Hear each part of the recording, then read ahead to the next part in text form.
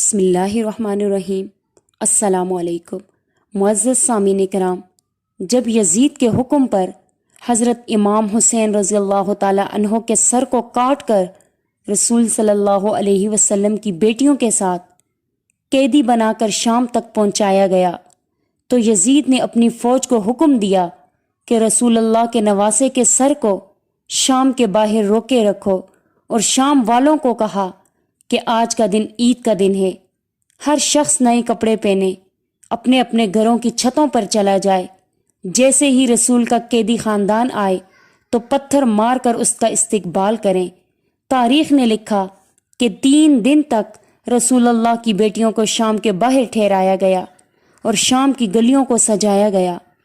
شام کے ہر بندے نے نئے کپڑے پہنے، اور پھر جب رسول اللہ کا خاندان قیدی بن کر شام کی گلیوں سے گزرا تو کہیں سے کوئی پتھر مارتا ہے، کہیں سے کوئی گرم پانی پھینکتا ہے، کہیں سے کوئی تماشا دیکھتا ہے، اور رسول اللہ کی نواسی حضرت زینب رضی اللہ تعالی عنہا بے چادر شام کی گلیوں سے چل رہی ہے، اور حضرت حسین رضی اللہ تعالی عنہ کا سر نیزے پر قرآن کی تلاوت کر رہا ہے۔ جیسے ہی قیدی یزید کے محل پہنچے تو یزید نے حضرت حسین رضی اللہ تعالی عنہ کے سر کو سامنے رکھا، ہاتھ میں لاٹھی لے کر حضرت حسین کے سر کی توہین کرنے لگا۔ اس وقت یزید کے محل میں روم کا سفیر موجود تھا۔ اس نے جب یہ عجیب معاملہ دیکھا، بے پردہ بیبیاں دیکھی، شرابوں کی محفل دیکھی، ایک بیمار زنجیروں میں جگڑا ہوا ہے، ایک نورانی سر یزید کے سامنے رکھا ہوا ہے، اس نے سوچا یہ کوئی بڑے مجرم ہیں جن کو اتنی بدترین سزا مل رہی ہے۔ اس نے سوچا لوگوں سے پوچھوں۔ پھر اس نے پوچھا یہ کون ہے؟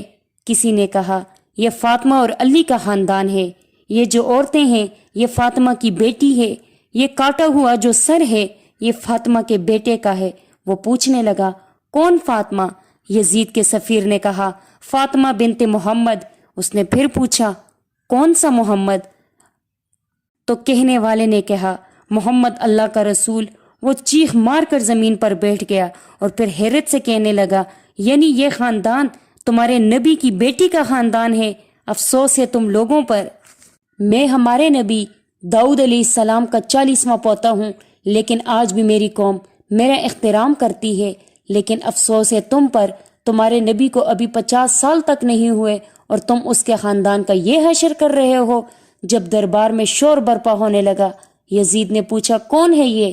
سپاہیوں نے کہا روم کا سفیر ہے جو یہ کہہ رہا ہے جس نبی کا کلمہ پڑھتے ہو اسی کے خاندان کو قتل کرتے ہو۔ یزید نے کہا اس کی یہ مجال، اس کا بھی سر قلم کر دو۔ جب اس کا سر کاٹا جا رہا تھا تو وہ کہنے لگا کہ میں تسلیم کرتا ہوں تمہارا نبی سچا ہے، لا الہ الا اللہ محمد الرسول اللہ۔ سپاہیوں نے پوچھا ہم تو مسلمان ہیں، ہم تمہیں قتل کر رہے ہیں، تم ہمارے نبی کا کلمہ کیوں پڑھتے ہو؟ وہ کہنے لگا کل رات میرے خواب میں حضرت عیسیٰ علیہ السلام اور حضرت داؤد علیہ السلام آئے تھے، وہ فرما رہے تھے کہ تمہاری وجہ سے ہمارا سر مزید اونچا ہوگا، تو آخری سچے نبی محمد کے نواسے کے لیے یہ سچ کہتے ہوئے مارا جائے گا۔ تو لوگوں میں تسلیم کرتا ہوں کہ تمہارا نبی سچا ہے، لیکن افسوس ہے تم لوگوں پر کہ اپنے ہی نبی کی صداقت، شرافت اور ان کے خاندان کی تم لوگوں نے قدر نہ کی۔ مجھے خوشی ہوگی کہ میں آخر میں تمہارے نبی کو سچا مانتا ہوا اس دنیا سے چلا جاؤں گا۔ یہ تھی ہماری آج کی ویڈیو۔